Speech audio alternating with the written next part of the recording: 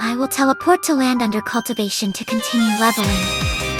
My target is the masked warrior on nightmare difficulty. I will need to find a party because I can't host that difficulty yet. But my level is within the boss range. I just need to find someone with level 80 to be the party leader. When it comes to skills, I have more than enough to tank this boss. I have Hard Hit at level 10, Sonic Thrust at level 10, and Shield Cannon at level 10. I will use the previous combo for aggro and new skill, Heal for HP recovery, it not level 10 yet, upgrade later. The main problem here is how to tank. In short, it's very simple, you just need to spam your combo. When you're leveling solo with a mercenary, you'll notice that after you use a lot of skills, you'll usually get aggro. The read arrow that appears under your character is the indicator that you have the aggro of that specific target. The boss doesn't stay in one spot. It will move far away and then return with a straight line attack that inflicts stumble. Your job is to redirect it near the DPS decoy shield, as it's pointless to chase it. Since the attack targets the aggro holder, the end of the line is usually the tanker location. The boss has a pattern where it will move through the tank position to cast a heavy attack on the aggro holder, after the boss moves through. Once it sees the aggro holder in its attack range, you'll see it use that specific animation. Be careful, that attack is incredibly powerful. You can use a shield to block it, or cancel the attack by using Hard Hit, Sonic Thrust, or Shield Cannon. You can interrupt the big AoE attack. I will put my stat points into VIT until it reaches to 147, and then all the rest into mental. Depending on your build, maxing out VIT is fine and doesn't make a huge difference. However, I want to reach 75% ailment resistance as fast as possible. Now I move to Cold Ice Valley. Since I'm at level 96 now, I won't get any more experience from Masked Warrior. My target is the mini boss Don Yeti, and I will level in here for the next 3 to 5 levels. Similar previous boss, just spam your combo. However, just spamming skills isn't enough to sustain yourself. You need to learn how to balance normal attacks with your skill usage. For mini-bosses, War Cry is a must-have skill, so don't change it, please. So, to put it simply, any skill that can buff your allies is a global aggro skill. Global aggro skills are a must-have for battles against multiple targets, like fighting a mini-boss or a boss that can summon minions. As you can see, I can hold aggro from multiple targets by using War Cry. I'm not using any extra buffs for this, and I suggest you don't use them for tank either. Also, try not to rely on healing or buff items. Instead, you need to learn how to minimize the damage you take by utilizing Garden P defense. This is my approach, since I don't have a lot of Spinach by Revite for healing. And honestly, I'm lazy. This is just a basic knowledge. You still need to practice it.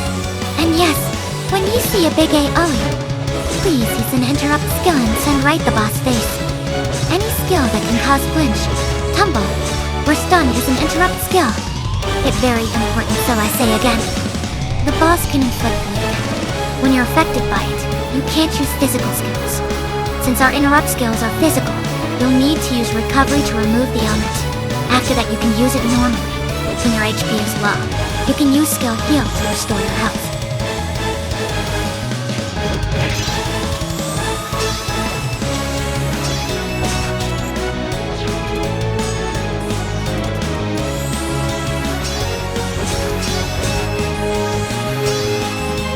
You should try to save a DPS if they go down. Use 3 first aid on them uncast till skill on the down DPS. First aid reduce time based on a percentage, while skill heal reduce for a fixed amount. But if they die too often, the cost of first aid is too expensive to afford.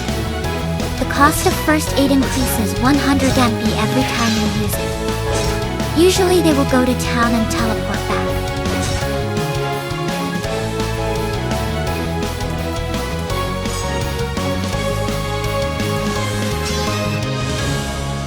Masked Warrior at Ultimate is not much different than Nightmare or Hard.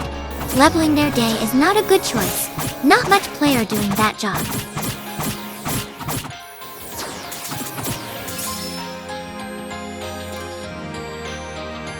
After After dawn at Mask Warrior, DPS and me move to Spring of Rebirth to continues leveling. We move to the top and find Cerberus. Our target is Cerberus Nightmare. Cerberus is quite an interesting boss. The keynote is to avoid interrupting it, and to try and take less ailments as possible. Unlike Masked Warrior, Cerberus is a great boss for practicing your guard skills with a shield. Tank job is to simply hold aggro. You should also try to position yourself in a way that limits the boss movement, like at corner or center of the map. Only safe interrupt when the boss body turns white.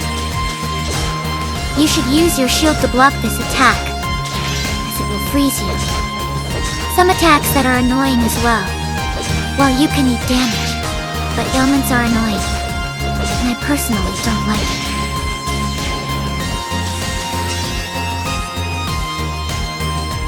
Since our party is at similar level range, we decide move to SC Raider at Magic Waste Site to level it. Usually next spot is Lapin the Necromancer, but we know mini-boss is worst. I don't know what they are saying, but I can guess based on the text. Shoot it though, or whatever SC Raider that I don't know how to read. Have some attack quite hurt. And overall it's still not that hard, and you will need heal for this boss. You should take care of that attack. Some hit are really hurt and that include tumble as well.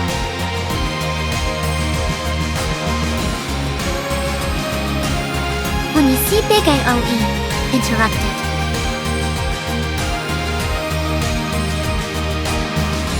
Open the battle by stunning the boss with shield cannon. This gives DPS time to cast their self-buff. Interrupt any big AoE attacks that could hit your teammates. Avoid taking too much damage. Use those skills when your HP gets low, or use it to save DPS. Heal can be casted far.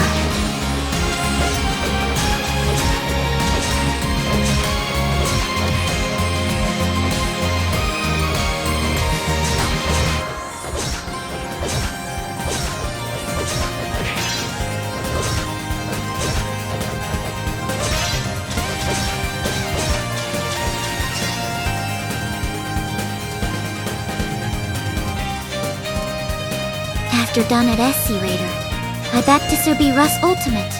Hit not much different than Nightmare.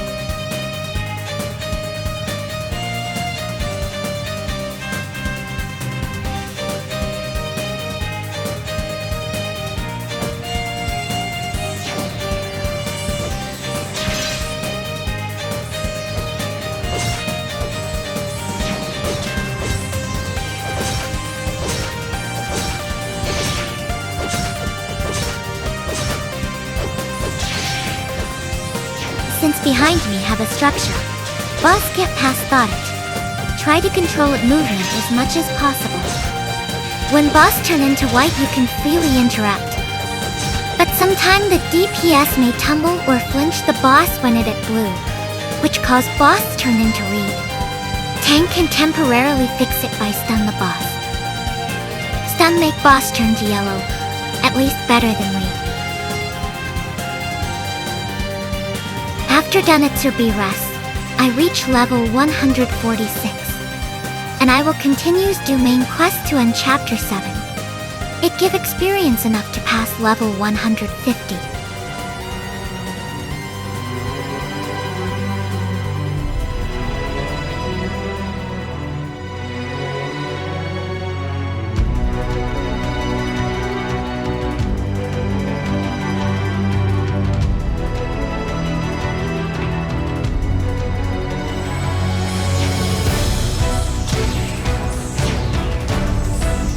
I just hold aggro and control mercenary attacks of target. You can click on the mercenary name at menu, it will show some option. Now choice of target. It will attack anything exclude boss.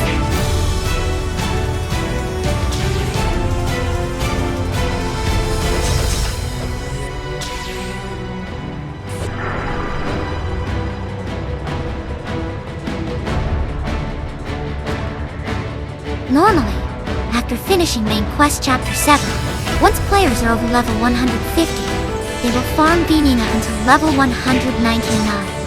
However, right now have an alternative limited time event boss, gives more experience and it quite easy. Because of this, it's pretty difficult to find a party at Vimina these days. When you look at the map, both pillar are not symmetrical. Some is lower than other about 2 to 3 meter. If aggro holder in pillar range, in 18 meter, it will begin spam shark and the lot attack. So we have a small spot at right side, it will be your workplace, in case you need dodge laser. Center is complete fine, but don't move to left side. You will be in pillar attack range.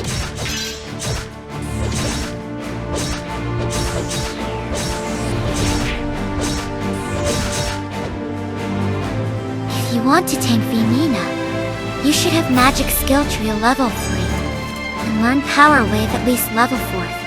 You needed to extend your attack range. Since there aren't many players around, I had asked Lulu for some help.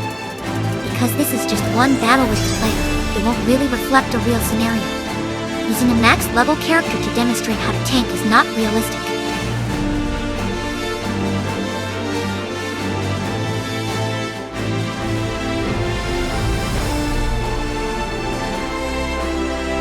So, let's make it simple. This boss, I need more global aggro. And you should have Sanctuary for extra global aggro. And next you must keep distant from boss 5 to 6 meter, and 18 meter from both pillar.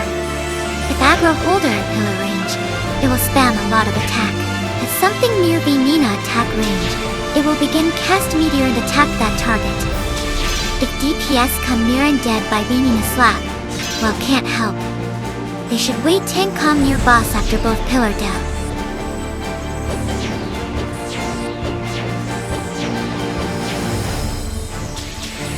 After both pillar down, tank must quickly come near boss. Boss will attack anything in range. So if aggro holder inside boss attack range, it will only attack aggro holder.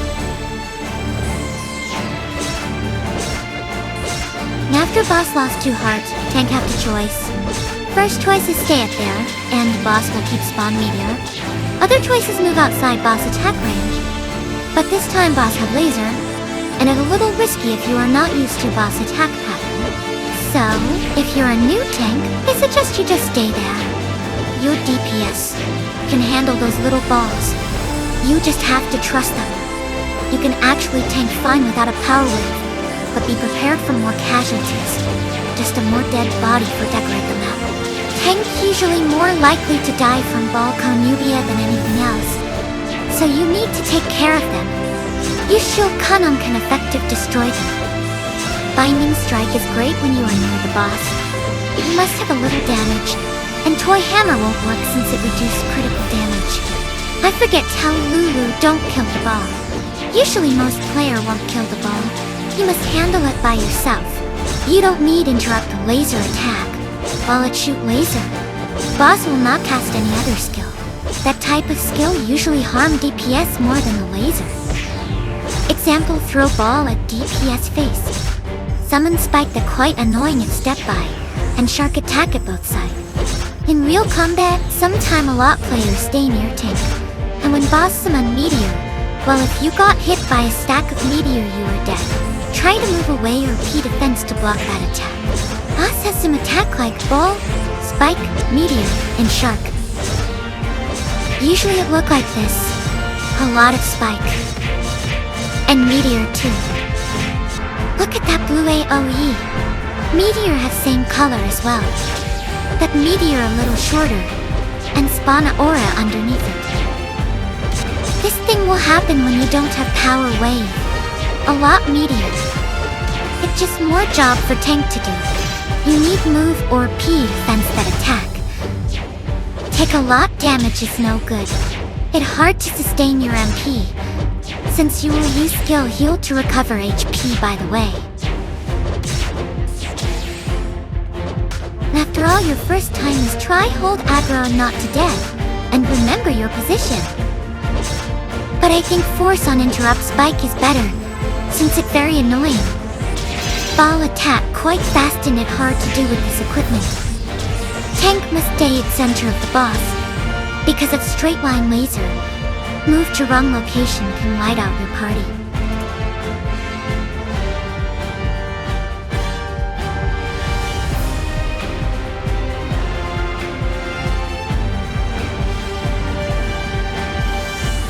After finishing Main Quest Chapter 7, I have enough level to fight Benina. However, right now there are better boss, Gigantic Octopus at Saltier Beach. It is a limited time boss available only during the summer event. I chose it because it gives that experience than Benina, and it easier.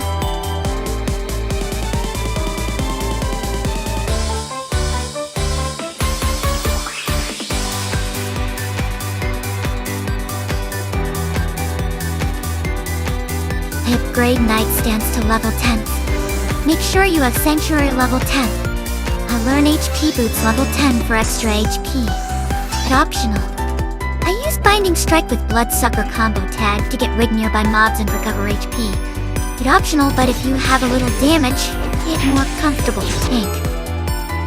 Sanctuary is the skill can buff for allies inside the range, so consider as global aggro skill. It's used for reduce small damage under 10% player max HP.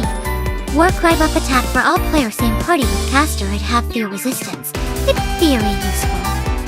Gigantic Octopus pretty much same as Benina. Both are raid bosses. Maximum capacity for 2 groups to participate at the same time. Tank needs stay at center of the boss. Tank must hold aggro tentacle and interrupt any big AoE. You are basically done job here. Very simple.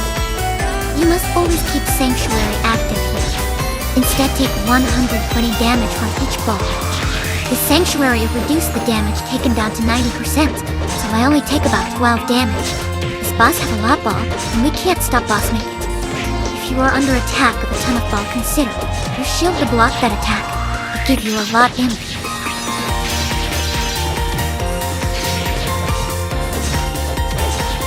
After Dunnet-Harm Nightmare, you will reach to level 179, and we have a little small gap here. Usually most people will move to Rococo Plains. You find mini-boss Altabilipas, our favorite punching bag. I will choose main quest to save time. I still need to main quest to unlock next boss for level after 200. I don't have any reason to save main quest at current condition.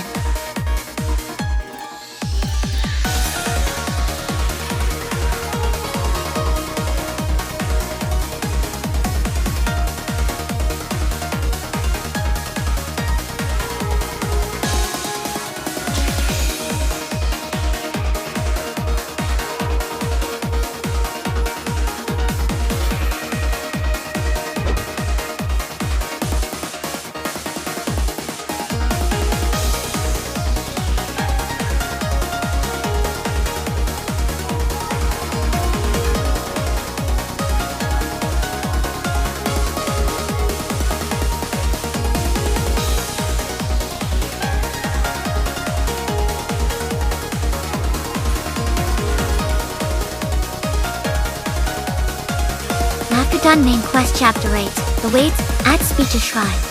My level right now is 182. I will stop here, this location is safe point.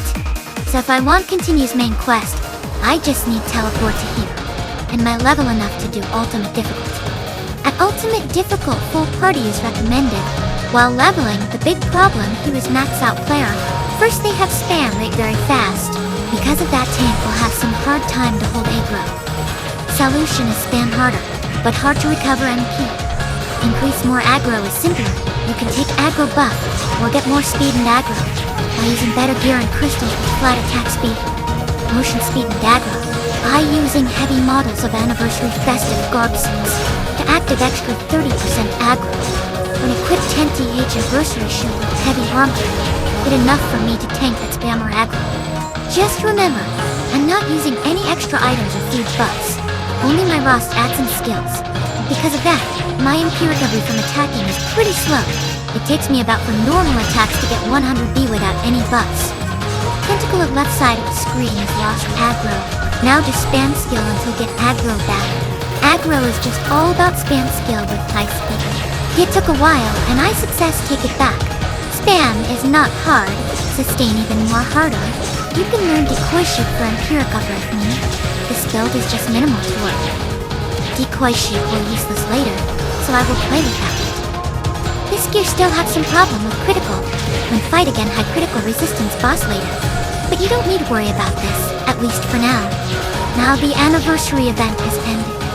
I will suggest for you some gear that can be obtainable for players at level 150. One-handled sword toy hammer, drop from Nightmare Potomac Garden of Beginning.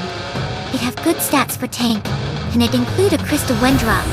The crystal have 10% aggro, not bad for tank either. An alternative is the Red Steel Slayer, which you can get from the Red Steel box. You can buy it from the consignment or farming it yourself. The drop is RNG. Next is Lil Empress Garb. You can buy Lil Empress cloth piece and craft Lil Empress Garb. Since farming the boss will have nothing quite realistic, the drop version of Lil Empress Garb not easy to get. You need to break right neck at Beanie and Konu. Quite hard without help.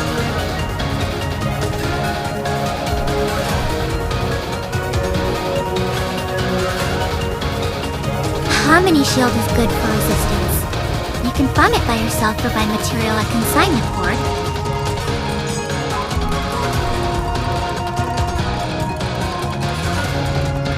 Nesca Shield is an aggro shield. Lil Empress Garb reduce aggro. Based on my opinion, Nesca Shield is good in this case. When I reach level 199, I continue the main quest until the end of Chapter 8.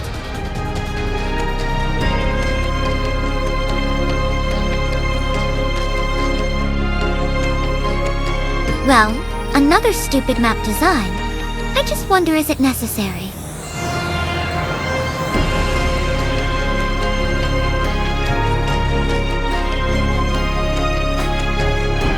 I have reached level 200. This episode was created under harsh conditions, as I haven't had much time to work on it due to important things I've needed to deal with in my real life. I also have a project that needs to be completed by October. Episode 3 will have to be postponed for an unknown time, as I don't have enough time to work on it, and I've also been running out of ideas.